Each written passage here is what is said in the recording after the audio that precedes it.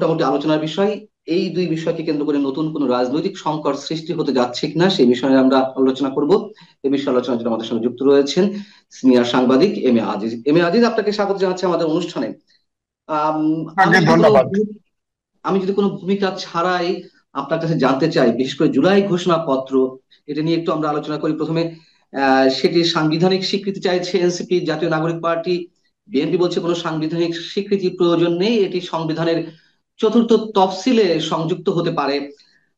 আসলে এইটিকে কেন্দ্র করে কি নতুন কোনো রাজনৈতিক সংকট সৃষ্টি হতে যাচ্ছে? সরকারের পক্ষ থেকে বলা হয়েছে যে আগামী 5 আগস্ট আহ শেখ হাসিনা সরকারের পতনের বর্ষপূর্তিতে এইটি ঘোষণা করা হবে সব রাজনৈতিক দলের প্রতিনিধির উপস্থিতিতে, কিন্তু সব রাজনৈতিক দল এখন এই বিষয়ে একমত হয়েছে কিনা আমরা নিশ্চিত নই। আপনি কতটুকু জানেন বা আপনার প্রতিক্রিয়া? ধন্যবাদ আপনাকে। এখন সবাই একমত হয়েছে যে জুলাই ঘোষণাপত্র যেটা, সেটা যদি আপনার সংস্কারে একমত হয়, হ্যাঁ, জি। ঘোষণাপত্রে, তাহলে তারা সংবিধানে এটা সাংবিধানিক স্বীকৃতি দিতে রাজি। তবে শর্ত হলো যে সংবিধানের আপনার আহ, রাষ্ট্রীয় স্বীকৃতির ব্যাপারে তারা একমত, কিন্তু সংবিধানের চতুর্থ তফসিলে রাখা যাবে, সংবিধানের প্রস্তাবনায় এটা রাখা যাবে না। জি। প্রস্তাবনা মানে একদম সংবিধানের মূল জায়গা, সেখানে রাখা যাবে না। এটা একটা ঘটনা ঘটেছে, তার একটা বিবৃতি থাকা যাবে। তো সেখানে যেটা যতটুকু জানা গেছে, ধরেন একটি পত্রিকায় রিপোর্ট এসেছে, কিছু কিছু বিষয় উল্লেখ করা হয়েছে। সেখানে 71 থেকে শুরু করে 90, এদের এটাকেও স্বীকার করা হয়েছে আংশিক, পুরোপুরি না। কিন্তু আমার বক্তব্য হচ্ছে যে এই ঘোষণাপত্র, এখানে যেটা আবার জুলাই সনদ আছে, আর একটা সনদ, জি। এটা ইন্টারলিঙ্ক। সনদটা হচ্ছে মরিয়া সনদে তারা বলতে চায় সনদকে সাংবিধানিক, অর্থাৎ সংবিধানে যুক্ত করতে হবে এবং এটাকে ইন্ডিপেন্ডেন্ট দিতে হবে। কারণ নইলে বলা হবে যে এই অন্তর্বর্তীকালীন সরকার এবং ছাত্ররা যারা আন্দোলন করেছে তারা রাষ্ট্রদ্রোহের কাজ করেছে, সুতরাং তাদের এটার বিচার করা যাবে না, তাদের এটা ইন্ডিপেন্ডেন্ট দিতে হবে। আমার প্রশ্ন হচ্ছে যে সংবিধানে ঢুকলেই তো আর এটা ইয়ে হয় না।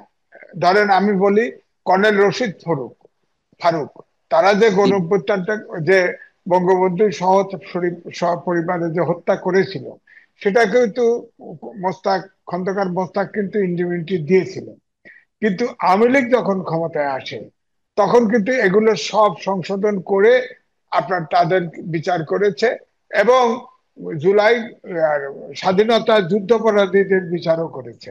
সুতরাং এখন ধরেন আওয়ামী লীগ যদি 5 বছর হোক 10 বছর পরে হোক এদেশে যদি ফেরে, তাহলে ওই সংবিধানের লেখে তো কোনো লাভ হবে না। ধরেন ফ্রিডম ঠিক। Party, colonel Rashid Farooq freedom party করেছিল এবং তাদের কি দাপট ছিল, খেয়াল করে দেখেন। পার্টি জি। যত ছোটই হোক না কেন, দাপট ছিল। তাদের হুম একটা হুম। পত্রিকা ছিল, আপনার দৈনিক মিল্লাত, সেটাও সার্কুলেশন পেয়েছিল কিন্তু সর্বোচ্চ। কিন্তু কোনোটাই এখন নাই, কোনোটাই কোনো কিছু অংশ বিশেষ নাই। সুতরাং আমার বক্তব্য হচ্ছে এখানেই আমার সমাধানের পথ আমার কাছে মনে হয় রাজনীতিকে রাজনীতি দিয়ে মোকাবেলা করা। আপনি খেয়াল করে দেখেন, 17 বছর আপনার 111 সরকার সহ 17 বছর এই বিএনপি সহ বিরোধী দলের উপরে যে দমন পীড়ন নির্যাতন কেস কানেকশন গুম খুন আয়নাঘর চলেছে, কিন্তু একটি একটি কর্মীও নেতা কর্মীও কিন্তু দল বদল করে নেই।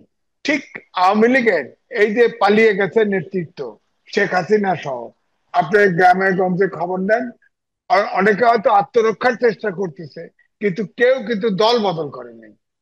অর্থাৎ আওয়ামী লীগ হুম। যে সমর্থক বেজ আছে, এটা বাংলাদেশের মাটি ওভাবেই থাকবে, 5 বছর হোক 10 বছর। বিএনপি যদি 17 বছর থাকতে পারে, এরাও নাহলে 17 বছর থাকবে, তারপরে তো হুম। বিচার হবে। তো এই জন্যই বলছি এটার সমাধান না। সমাধান হচ্ছে আপনার এনএসএফ এর মতো আচরণ করলে জি। কিন্তু কোনো আইন বা ইন্ডিপেন্ডেন্ট অধ্যাদেশ করে বা আইন করে কোনো লাভ হবে না। আর দুই হলো যে আপনি যখন ইন্ডিপেন্ডেন্ট অধ্যাদেশ জারি করবেন, তখন তো এটা ফাইনালি সংসদে আপনাকে পাশ করতে হবে, সংসদে। এক্স্যাক্টলি।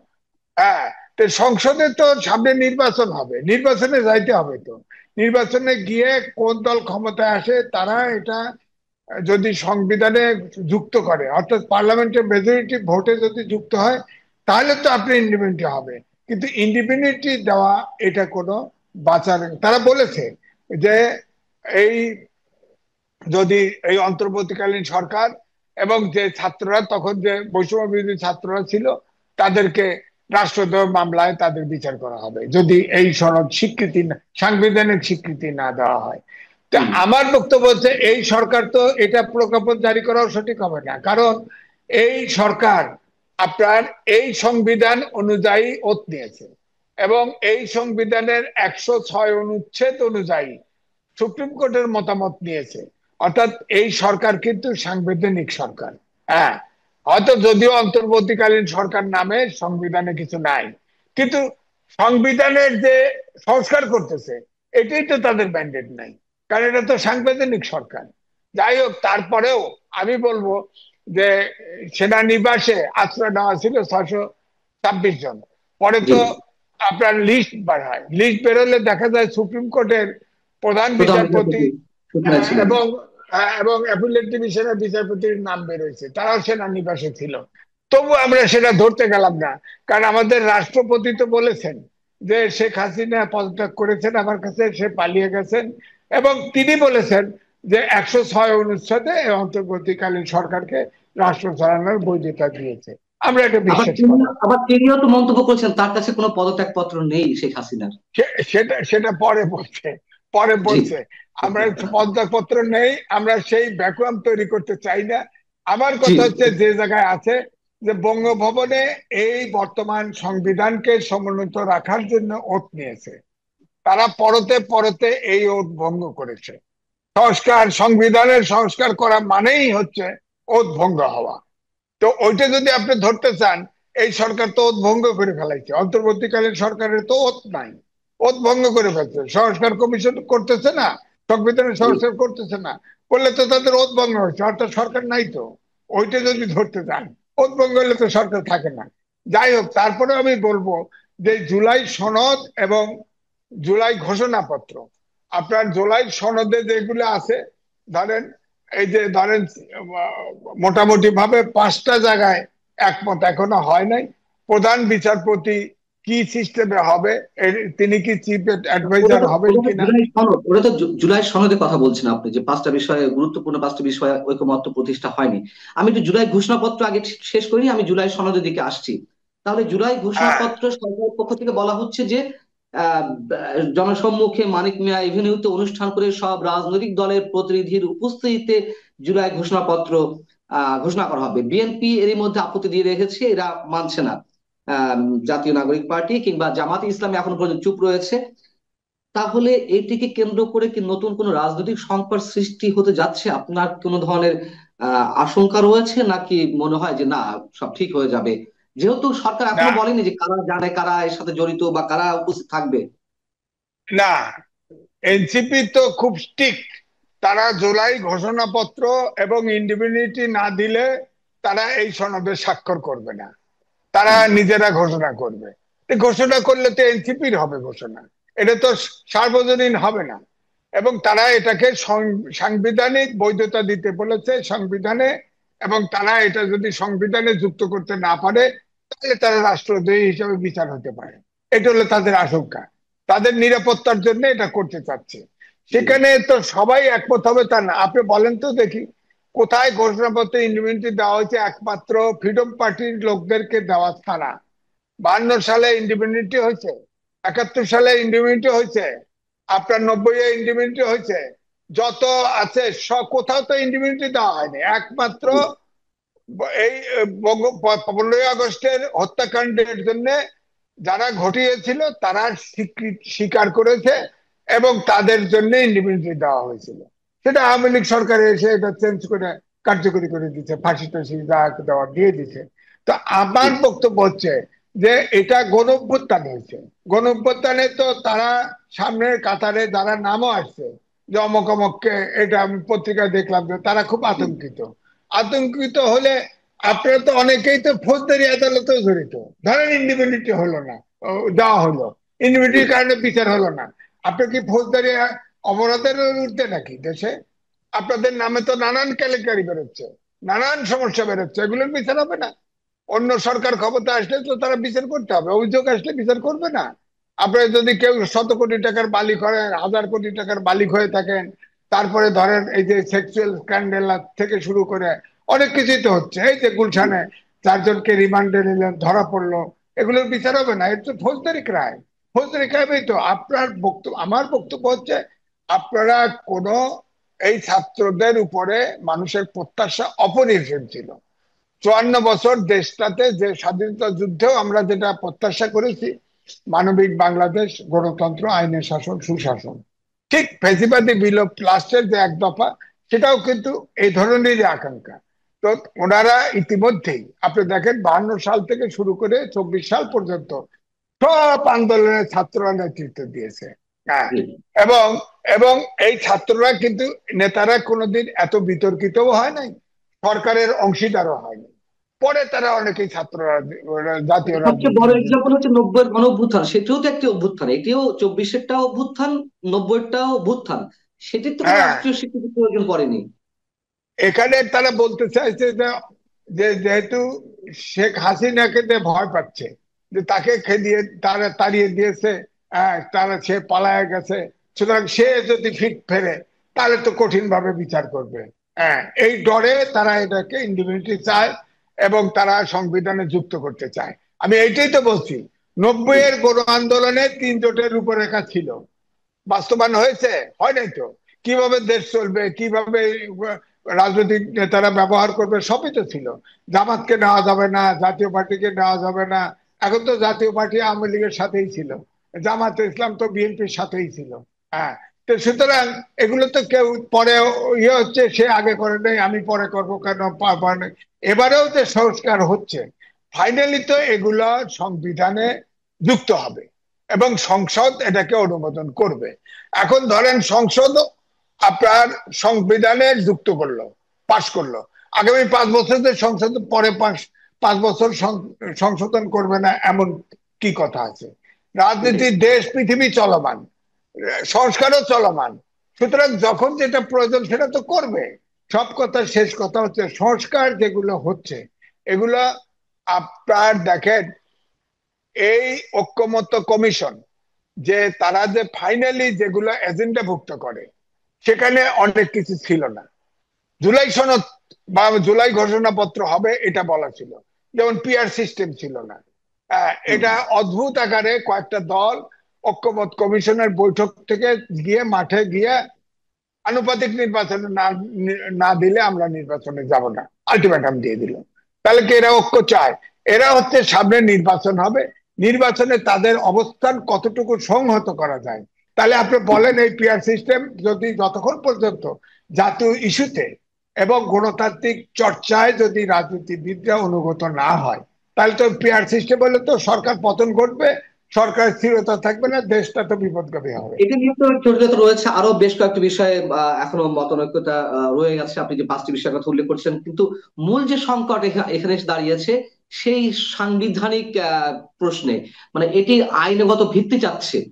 যেই না, সংস্কারগুলোতে ঐকমত্যে পৌঁছানো হচ্ছে, জামায়াতে ইসলাম এবং এনসিপি আইনগত ভিত্তি চাচ্ছে, যে আইন দ্বারা এটি সীমাবদ্ধ করা হবে, যাতে যেই আসুক করতে বাধ্য। বিএনপি বলছে এটা তো যে সরকার আসবে তার উপর নির্ভর করবে এবং আমরা করব, তারা মৌখিক প্রতিশ্রুতি দিচ্ছে। তার মানে কি এখানেও আমরা কোনো সমাধান খুব না, সহসা পাচ্ছি না? না, না, বিএনপি রাখতে চাইছে, কিন্তু চতুর্থ ইয়েতে, চতুর্থ আপনার পর্যায়ে রাখতে চাইছে, ওটা তো সংবিধানের ঘোষণাপত্র, মূলমন্ত্রে রাখবে না, ওটা তো ঘোষণাপত্রে। না, ওটা তো ঘোষণা ঘোষণাপত্র। আমি জাতীয় সনদের কথা বলছি, জুলাই সনদের জাতীয় কথা বলছি, জুলাই যেসব সনদ, জায়গায় সমস্যা জুল- করা হবে। জুলাই সনদে যেটা অলরেডি ড্রাফট করে পাঠানো হয়েছিল সব দলকে, হুম, সেখানে বিএনপি বলছিল, আমি আমার কাছেও একটা কপি আসছিল, জি। দেখছিলাম যে সেটা ইনোসেন্ট, সমস্যা নেই। বিএনপি সেটাতে এগ্রি করেছিল, যেটা মানতে আপত্তি নেই। এখন আবার জুলাই সনদে প্যাঁচ লাগাচ্ছে, এটা দিতে হবে, এটা করতে হবে, ওটা করতে হবে। এখন তো প্যাঁচ লাগছে। এখন জুলাই সনদে আপনার, আপনি যখন মিটি মিটি করে 71 দেখাবেন, আর 74-24-কে বড় করে দেখাবেন। আর পৃথিবীর ভিতরে একটা জাতি ভাষার জন্য জীবন দিছে, সেটারও কোনো উল্লেখ থাকবে না। 47 সাল নিয়ে আসবেন টেনে, যে 47 সালে আমি ঘোরতার বিরুদ্ধে, যে জিন্নাত সে তার অংশ বুঝে নিয়ে গেছে, হুম আমরা হুম আমরা আমরা ক্ষতিগ্রস্ত হয়েছি। ওটা তো যুদ্ধ ছিল না, অভ্যুত্থানও ছিল না, ওটা বৈঠকে বসে সমাধান হয়েছে। 47 সাল তো আমাদের কোনো ইতিহাসের অংশ না এখন। এই যে আমরা দ্বিজাতি তত্ত্বের ভিত্তিতে পাকিস্তান এবং ভারত তৈরি হয়েছিল, এটা তো আমাদের ইতিহাসের খুব একটা অংশ না। আমাদের ইতিহাসের মূল অংশ হলো 52 সাল থেকে। 52 সাল থেকে সবটাকে যেভাবে গুরুত্ব, ধরেন স্বাধীনতা যুদ্ধ যদি বলেন, এটার সাথে আর বাংলাদেশে এ পর্যন্ত কোন অভ্যুত্থান, কোন আন্দোলন, কোন যুদ্ধ এই পর্যায়ে আছে বলেন আপনি? এই জন্য আমি বলছি যে জুলাই সনদ করুক, কিন্তু সবটাকে কিন্তু প্রকৃতভাবে মর্যাদায় দিতে হবে। তাতে যদি বিএনপি যদি স্বীকারও করে 71-এর মুক্তিযুদ্ধকে যদি ছোট করে দেখানো হয়, আমরা অন্তত মানব না, কোনো অবস্থাতে কেউ মানব না। কারণ এই যে 30টা দল বসে, মনে হয় যেন জাতির মালিক তারা। আরে এই দেশের জাতির মালিক হলো জনগণ, এই দেশের মালিক জনগণ, এটা রাজনৈতিক দলের মাথায় রাখতে হবে। যেটা জনগণ চায় না, জনগণ যেটা চায় না সেটা তাদের করা উচিত হবে না, তাহলে এটা গিলোটিন হবে। কিন্তু এটা একবার না একবার এটার কিন্তু প্রতিবাদের ঝড় উঠবেই। হ্যাঁ, সুতরাং আমি মনে করি হ্যাঁ সনদ হবে, সব ইস্যুকে সমাধান রেকর্ড রেকর্ডে আনতে হবে, এবং যেটা যে গুরুত্ব পাওয়া যায়। আমি মনে করি, পরিষ্কার ভাবে মনে করি, 52 সাল। তাহলে আমি যদি কনক্লুশনে একটা জিনিস আপনার কাছ থেকে যদি পেতে চাই, মানে আপনার মন্তব্য, তাহলে সংকট রয়ে যাচ্ছে বিশেষ করে 5 আগস্ট ঘোষণাপত্র উপস্থাপনকে কেন্দ্র করে, এবং জাতীয় সনদের যে আইনগত ভিত্তি থাকা না থাকা যে দাবি করা হচ্ছে, মানে দুটোই কি আনসার্টেন, যে কোথায় যাচ্ছে আমরা জানি না। এই এই পর্যন্ত আনসার্টেন, এই পর্যন্ত। তবে যেটা জনশ্রুতি আছে, 5 তারিখে, 5ই আগস্টে যেহেতু পরিবর্তন হয়েছিল, প্রধান উপদেষ্টা 5 তারিখে একটা ভাষণ দিতে পারে। সেখানে যদি নির্বাচনের রোড ম্যাপ দেয়, হয়তো অনেক কিছু ছাড় দিবে। কিন্তু আমার মনে হয় ইলেকশনটা তখন যে ডেট দিবে, হয়তো ফেব্রুয়ারিতে ইলেকশন হলেও হতে পারে, এটা 5 তারিখে বোঝা যাবে। আবার এও হতে পারে, যেহেতু ডক্টর মোহাম্মদ ইউনূস একমাত্র সরকার প্রধান, যে কথা বলে না, কথা পরিষ্কার করে না, যা বলে তবে কিন্তু দিয়ে বলে। সুতরাং 5 তারিখে যদি তবে কিন্তু দিয়ে বলে, তাহলে এই সংকট দূরীভূত হবে না, এবং বিএনপিও দূরীভূত মাঠে হবে না নামবে। কিন্তু, দূরীভূত হলো না কিন্তু সংকট কতটা গভীরে নিমজ্জিত হবে কি মনে হয়? খুব জটিল, খুবই জটিল হবে। তখন বিএনপি এবং সমমনা দলগুলো মাঠে নামবে, এবং তখন দেশটা কোন জায়গায় যা দাঁড়াবে, কোন জায়গায় লঙ্গর গড়বে, এটা আমার কনক্লুশন। তাহলে আমাকে অ্যাস্ট্রোলজার হতে হবে। ডক্টর মোহাম্মদ ইউনূস যদি বিদায়ের, আমার মনে হয় বিদায়ের এটি উপযুক্ত সময়। যদি উনি শান্তিপূর্ণভাবে বিদায় নিতে চান, সম্মান বাঁচিয়ে বিদায় নিতে চান, তিনি আন্তর্জাতিক খ্যাতি সম্পন্ন, এই 5 তারিখেই তিনি ইলেকশনের ঘোষণা দিয়ে দিবেন। আর না হলে তিনিও কিন্তু সম্মান নিয়ে যেতে পারবেন বলে মনে হয় না, এবং এই দেশও গভীর সংকটে পড়বে, এটা আমার ধারণা।